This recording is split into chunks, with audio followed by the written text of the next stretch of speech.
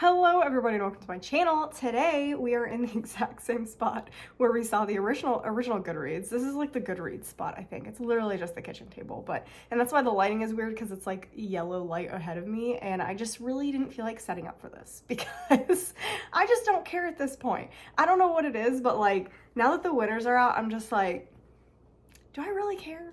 Do I really care? Obviously, I care enough to record this and show you my immediate reaction of what's going on, but do I really care? Like, who wins? Seeing who is in the categories? I mean, I do have a better understanding of some of the books now because I've read way more mystery thrillers in the category, so I'm really excited to look through those. And I've read a couple more young adult fantasy, but otherwise, I still don't really know that much about it, but we're still gonna go through the winners.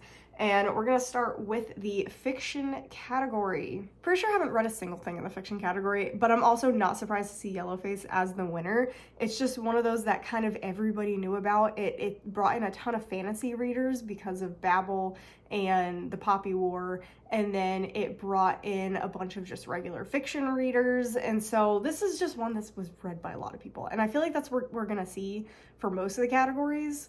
Is just that the ones, you can see my dog, the ones that are going to win are going to be the ones that people just know about the most. Some people even vote without even reading it, so it's just going to be what people know the most. I am surprised that the Wishing Game didn't get closer. Like, this wasn't even close. 200,000 votes to the next highest is 60,000.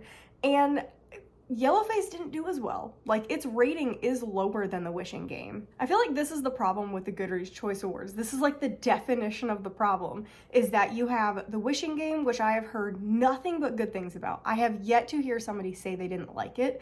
And on the other side, you have Yellowface, which people enjoyed, but they said like the ending is absurd, it gets weird, and they just generally didn't love it because of that, but somehow it still wins when it seems more of like an okay book than an actual great book. So it's just more people heard about it. So that's disappointing. I am surprised also that Elin Hilderbrand didn't get higher up. I feel like that's mostly because just not a lot of people talked about it. What did I pick last year? I picked the Hotel Nantucket. I don't remember if that won or not. And I don't want to click off of this because it was hard getting to this and not seeing like spoilers. And I haven't even heard of the ones down here. Well, I heard of Wellness, but I don't think I heard great things about it. So again, I haven't heard of many in the fiction category, but I have heard about the top couple. And I feel like the Wishing Game probably should have won just based on reviews I've read and reviews I've heard. But again, I haven't read any, so I can't really say for sure. Historical fiction is going to be the same issue. I'm not going to really know anything in here. Not surprising. Not surprising. Again, Lady Tan's Circle of Women, that probably is... I would have put Wayward in either fantasy... Oh, I don't even know if I'd put it in fantasy. I would have put Wayward in fiction. I wouldn't have put it in historical fiction. I feel like that was...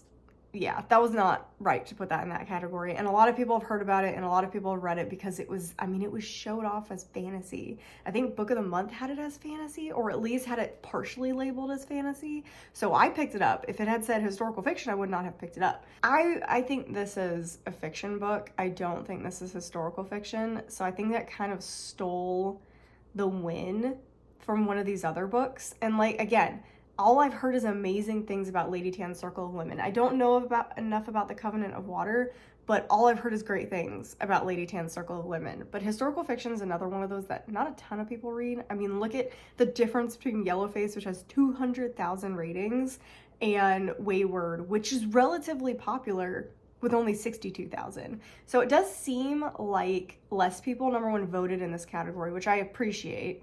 I like that people like abstained from voting because I didn't even vote for Wayward. I read Wayward, but I didn't like it, so I didn't vote for it. Okay, mystery thriller. I'm happy about this. People are going to be upset about this, I feel like. It was closer than I thought it was going to be. Okay, so I now have read... None of this is true. I've read so many in this category now. I've read so many. So very quickly, I have read the first three. Again, I'm not reading the Richard Osman because I DNF'd that series. I've read mostly all of them in the second. I've pretty much read mostly everything in here now. So I can give a better, like, description of these and what I thought. I did end up changing my vote to The Housemaid Secret. It's in my vlog that will be coming out, so I don't want to give like too much away, but I'm not going to give too many like explanations about things. But The Housemaid Secret was phenomenal. I 100% agree that it should have won. It's one of it's a nice one because it's one that everybody's heard about, but it actually was good, at least. Like, it was really good. It was way better than the Riley Sager, which I am a little surprised didn't win. But again, The Housemaid, the marketing, I don't know what happened. I don't know how they marketed this. I don't know like how it got this popular, but when The Housemaid got popular, it was really smart of Freida McFadden to then come out with a second book, because it kind of pushed like how popular it was. And this one was so good and so many people read it. It has an insane amount of like ratings. I am surprised that none of this is true a second. And at the same time, I'm not surprised. I did give None of This Is True a 1 star. It has a very controversial end. So it has such high ratings too. And I don't get that, because the end is something that I would be like, okay, it's gonna have a 3.5, because either you're gonna love the end or you're really gonna hate it. So I'm shocked it's got like a 4.2, I wanna say, on Goodreads. Is it gonna show me if I hover over this? 4.18, yeah, I'm shocked, literally shocked. But The Housemaid's Secret has a 4.28, which I think is significantly more appropriate for the book. And it's such a fun popcorn read.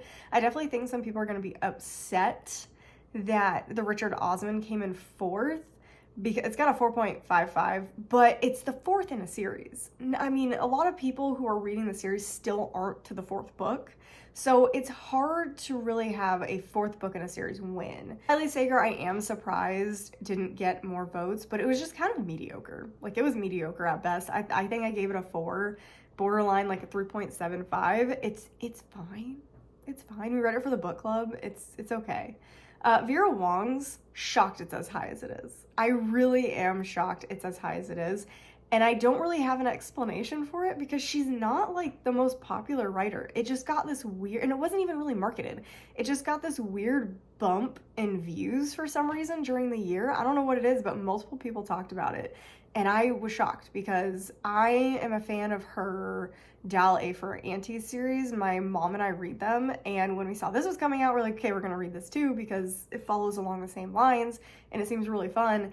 And we didn't really think anything of it, and then a bunch of other people read it, and we're just like, this Dal A for Aunties did not get the same like clout that this one got, which is surprising, because I actually like Dal A for Aunties series better. My mom does too. So it's interesting. It's interesting that that one came in 5th. I honestly was shocked that it even made it to the final like 10.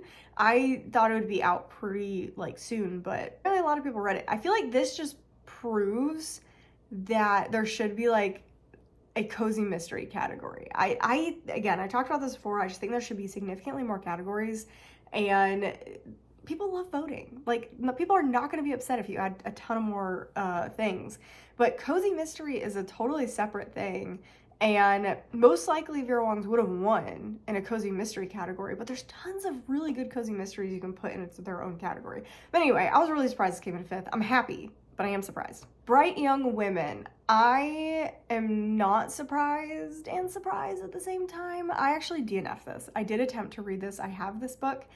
I did not like it. I really didn't like it. I didn't like the writing style, but this author does have a fan base from her previous book, Luckiest Girl Alive, I think. I haven't read that, and I really don't plan to it after reading this one.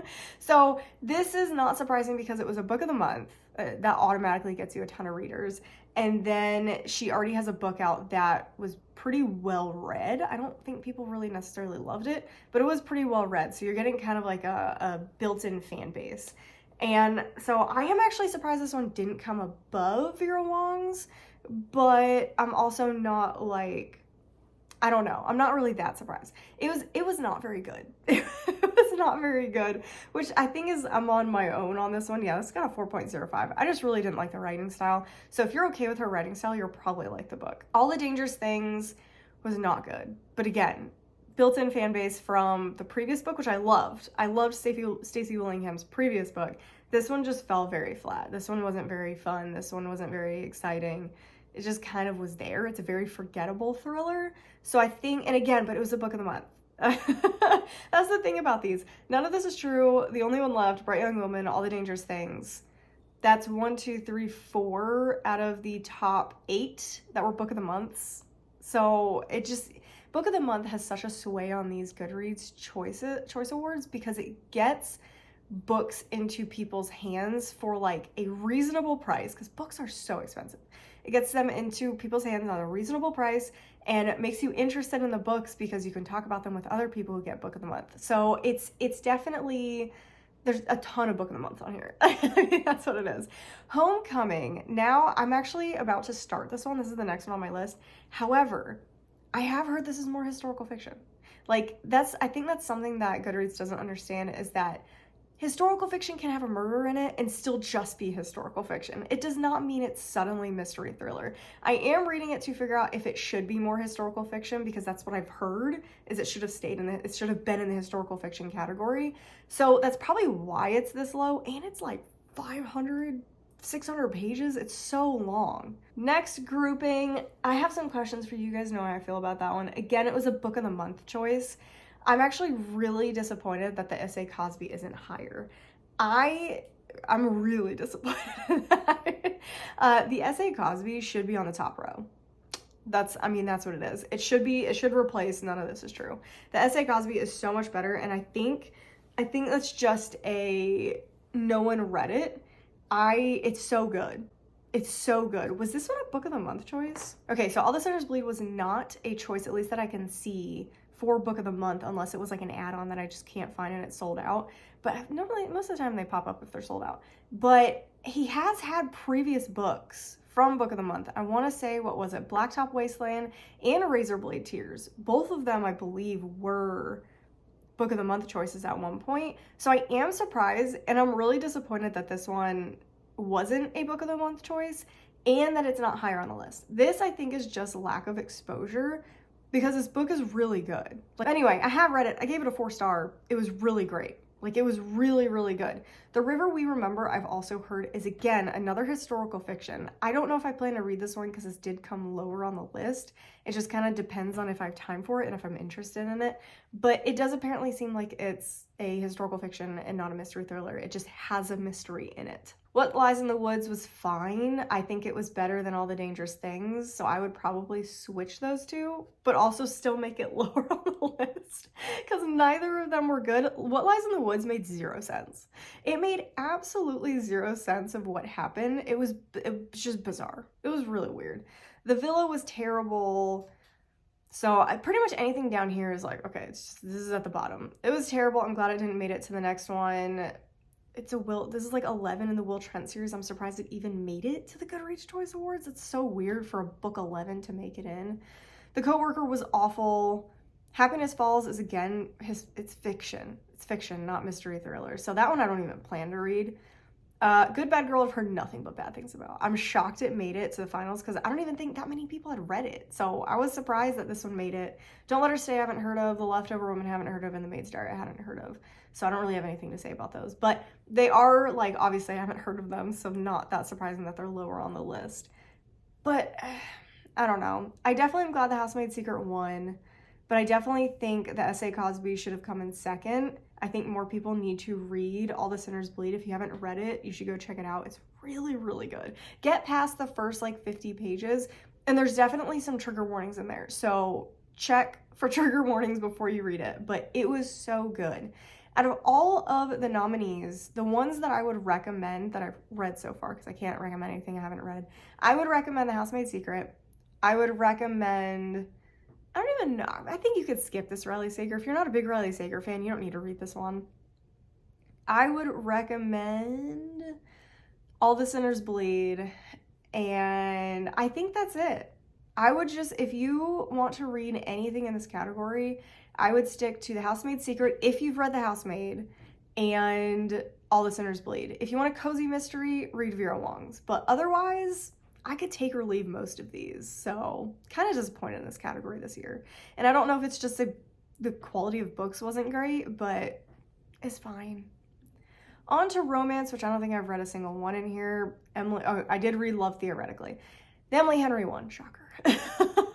Emily Henry is really good at bringing in fiction and romance readers to her books. Like, her books are meant for both types of categories, while the Allie Hazelwood is literally just romance readers. Most of these are just romance readers, but Happy Place, everyone's just heard about it. Everyone's heard about it. And even though I haven't heard good things about this one, like, everyone said this is like their least favorite Emily Henry.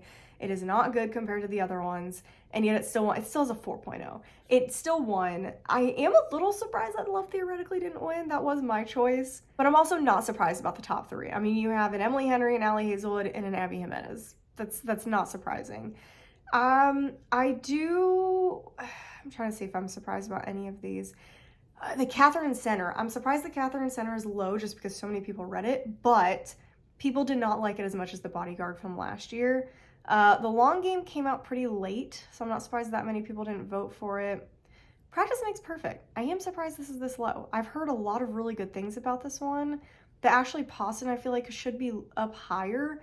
My guess would have been Love Theoretically, Happy Place, Yours Truly, and then I would have put The 7-Year Slip, and then Practice Makes Perfect, and then True Love. So some of the ones I thought that were going to be high up are definitely more low on this list. I would have put the Catherine Center higher. I would have put the Christina Lauren higher, and I would have put the Sarah Adams higher. Otherwise, can't really say much. I don't read that much romance. Romantasy, again, shocker. Do you see the votes? Are you kidding me? 397,000 votes.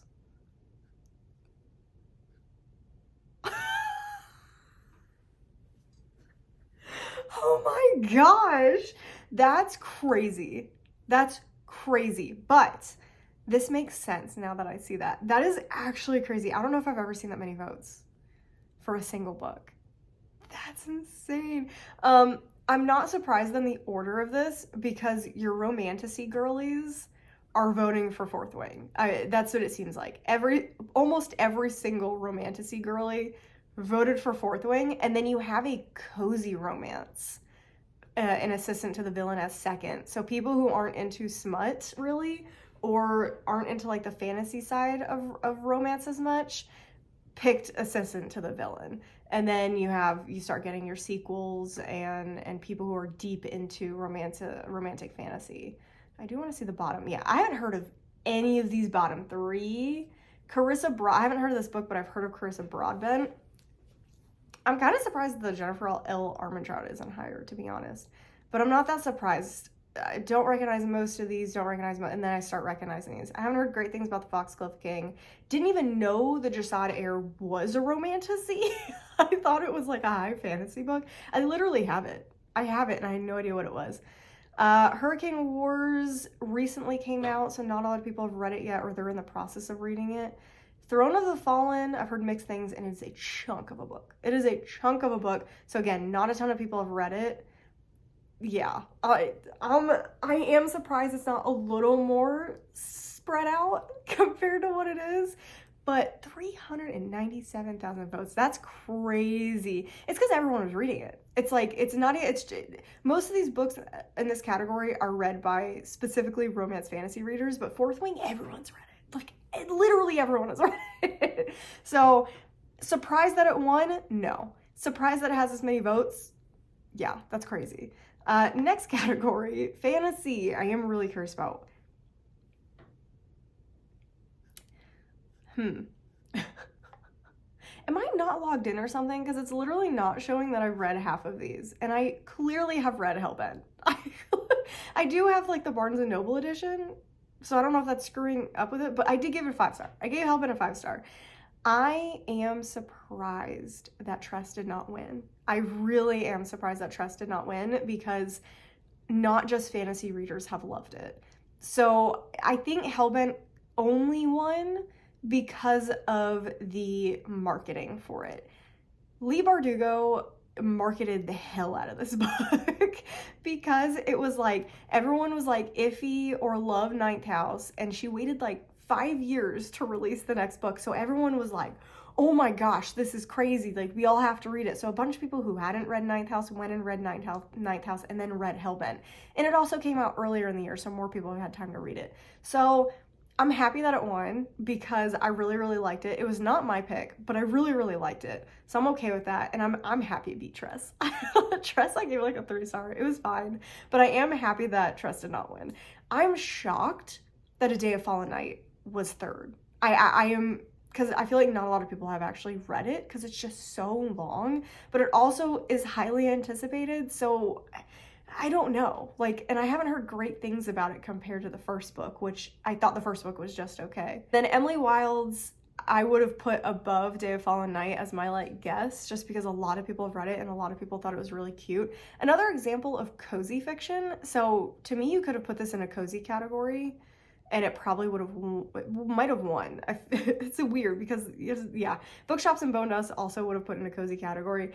I am surprised that one got as many votes as it did, just because it literally just came out. Like, it just came out. There's not even enough time to, like, get the book in the mail that it just came out. But I do know there was a lot of arcs floating around, so people did have their hands on it.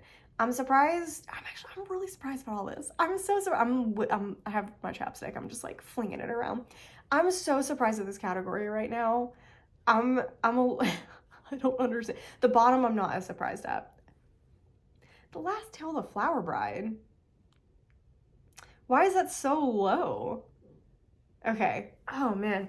We gotta talk about this. I know we're already talking about it, but we've got to talk about this. My guess, not even like my vote, because like I said, I voted for Emily Wilde's. My guess would have been Tress, then probably Hellbent, then Emily Wilde's, then I would have put Last Tale of the Flower Bride up there. I would have put Last Tale of the Flower... How did I not notice Last Tale of the Flower Bride didn't make it to the finals? Did I notice that? I don't remember. I filmed little segments of like my reaction, I think I did. I don't know if I actually did. But I would have put Last Tale of the Flower Bride fourth.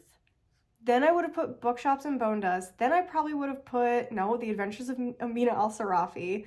Then Starling House. I mean, Day of Fallen Night I would have had significantly lower. Like, significantly lower. I also would have had Stoneblind. All of the Greek retellings, I would have had those at the bottom, just because not a lot of people have read them, haven't heard that much about them, or good things. The Will of the Many, I would have put lower just because not that many people have read it, but it is apparently really, really good. Last Tale of Flower Bride I would have put up. This one, whatever this is, I would have put this last. I would have put the Martha Wells way farther up, but I guess not a lot of people have read it yet or didn't like it. This one confuses me. I feel like the top two I'm not surprised at, but everything else is just weird. And I feel like a lot of people voted for Swordcatcher without reading it. It's a hot take, but I think a lot of people saw Cassandra Clare and didn't know any of the other books or hadn't read any of the books yet and just voted for Cassandra Clare because I've not heard good things about it. I haven't heard of pretty much anybody who's actually read it. So I would have put that one down at the bottom. That seems like a vote for the author name, which is possible what happened with Leigh Bardugo as well. Like, it's possible people read Hellbent or read Ninth House and haven't read Hellbent yet and voted for Hellbent. But I don't know. It's a weird one. This is a really, really weird one for me. We're gonna move on because I'm just confused. Science fiction, haven't really read anything. Not surprised. That's not surprising. I'm a little surprised that Pierce Brown didn't win, but again, it's like the 6th in a series. It is the 6th in a series. I'm happy that the John Scalzi is as high as it is. I'm surprised the Martha Wells isn't up, but again, it's number 7 in the series. Chain Gang All-Stars, I really didn't like it. I DNF'd it. I tried so hard to read through that book. I didn't like it, but it's part of an Aardvark pick, and it also was highly marketed. Like, I've seen like ads and stuff for that book everywhere on Goodreads and other like book spaces. Ascension, I would have put significantly higher as a guess. Again, I haven't read any of these. I would have put both. Is there 2 Martha Wells in here? No, the other Martha Wells isn't fantasy. I forgot. Okay, that might explain why Witch King was so low, because Martha Wells is normally science fiction.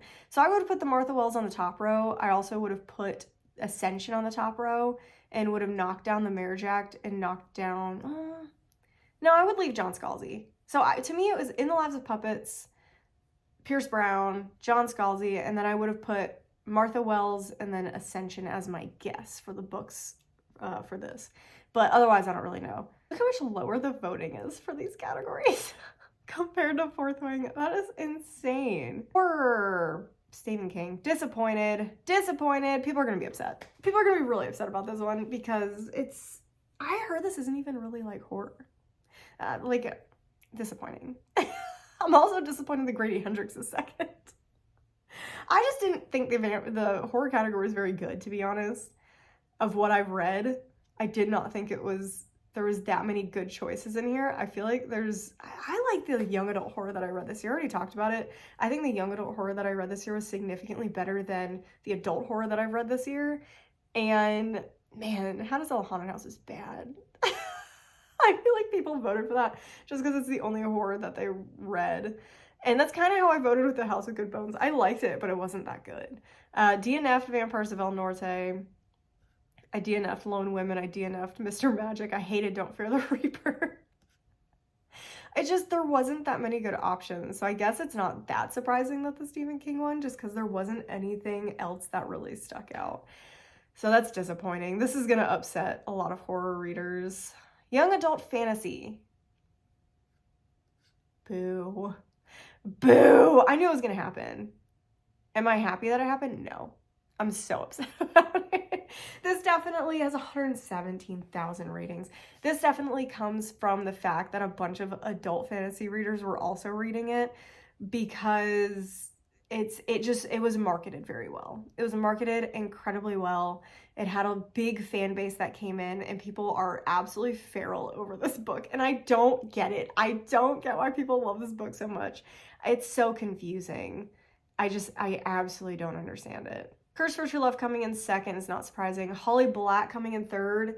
The book is okay. She just has a huge fan base, so it's not surprising. Chain of Thorns, not surprising. It's about where I thought it would be because it is the third in a huge series, but it's still Cassandra Clare. Powerless. I have this. I need to read this next. I'm currently reading Foxglove. This is crazy. I don't know what's going on. I am so confused about where this book came from. And there's no marketing for this book. There's nothing. I don't understand who's read this and who's voting for it because I've heard of every single thing else in this category. Yeah, literally everything else had been on my radar except for Powerless. I had never heard of it before, which is weird for me because I am a heavy young adult fantasy reader. Where did this come from? Especially to come in fifth over an Isabella Banez and A Study in Drowning, which I hated A Study in Drowning, but a lot of people liked it. I'm so confused. I'm gonna 100% have to read it for the Goodreads video that I'm doing for young adult fantasy. Weird. It's just weird. It's so weird. Otherwise, this is not surprising. This is pretty much about what I thought everything would be. House of Roots and Ruin I thought would be a little higher, and that's about it. Yeah, this is pretty much, I wanted Threads That Bind to be higher. I think that deserved to be in the top 10, but otherwise I'm not surprised. This is pretty much panned out how I thought it would. Another category I read a lot in. Again, this comes from Allie Hazelwood being an incredibly popular adult fantasy writer, adult romance reader. A bunch of adult readers came and read this book. It's not good. It's not good. The Brothers Hawthorne being there isn't surprising. It's got a huge fan base. I hate it. I don't like it. Five Survive, again, Holly Jackson has a huge fan base. Karen McManus has a huge fan base. I don't think anyone in the top 4 spots deserve to be in those top 4 spots. That's mean to say, but I don't think any one of those books is good. I can't say one of us is bad. I can't say that. I liked the first 2 books. I can't say that. But the first 3, I DNF'd the Brothers Hawthorne. That series is a mess now. It is not good. Five Survive was okay. I've read significantly better books, and Check and Mate was awful. I don't understand. Imogen obviously should have won. Hands down should have won. Highly Suspicious and Unfairly Cute probably should have came in second. I didn't like Together We Rot, but Thieves Gambit, I've also heard great things about. That probably should have been higher, but it just came out. That one was that sucks. That one just came out like a week before this came out, so not a lot of people have read it. But this was definitely a popularity contest. This was a name popularity contest. For content, no. Imogen obviously was significantly better than these other books. The Davenports was so good. That one also should have been higher up. This is why I'm glad I didn't start reading this category, because it would have made me more angry the more better books that I read than what won. But I knew Check and Mate was going to win. I'm not surprised. I'm upset, but I'm not surprised. And then I don't know if have I read anything else. Debut. We'll just check debut. I don't think I've really read anything in here. Wayward. That's not surprising. It had the most votes in the other category. Normally something that's won in another category will win this category, so I tend to ignore this one. Chain Gang All-Stars is not as high as this in this one. I'm surprised. Nonfiction. I don't know literally any of the nonfiction books. I don't think. Yeah, I don't know any of those. But memoir, Brittany's Gotta Win. 132,000. I'm actually shocked it's that low. I'm shocked Spare got as many as it did. And some of those didn't get shuffled over to the Britney Spears book. I am actually surprised. I'm also surprised that, where is it? Oh, is it in humor? I was thinking of the humor book. What is it? Let me check really fast. What's history and biography? The Wager. A lot of people who don't read history read The Wager. Leslie Jones. That's the one I was thinking of in memoir. But yeah, I'm not surprised that's pretty high up, because I know a lot of people are reading that one. But it's just, I'm just so disappointed. Let's look at the overview, because it'll just show the winners. Yeah. I'm just disappointed. I agree with The Housemaid's Secret, and that's pretty much it. The science fiction, I'm not surprised, and Fourth Wing. But I'm just kind of disappointed. I'm kind of disappointed in this year. I don't think it was that great. They could have done such a better job with the picks. I want to say I didn't love last year either. No, it's again, Emily Henry won last year too. I was better with last year. This one last year. And Gallant won. That's a V.E. Schwab thing. Yeah. Ugh. Even just looking at last year, I'm just like, ugh. But actually, I did read a historical fiction. That book was amazing. It's fine. I do think they got it more right last year, but I still don't think I liked it last year. 2021. Is 2021 even better? I feel like I didn't read most of these books. I love The Final Support Group, and I definitely gave that a 5-star. I don't know why this is a 4. My Goodreads is all confused. Ooh, a romance one debut in 2021. See, look at that. Middle grade. That should still be here. I think it was still in last year too.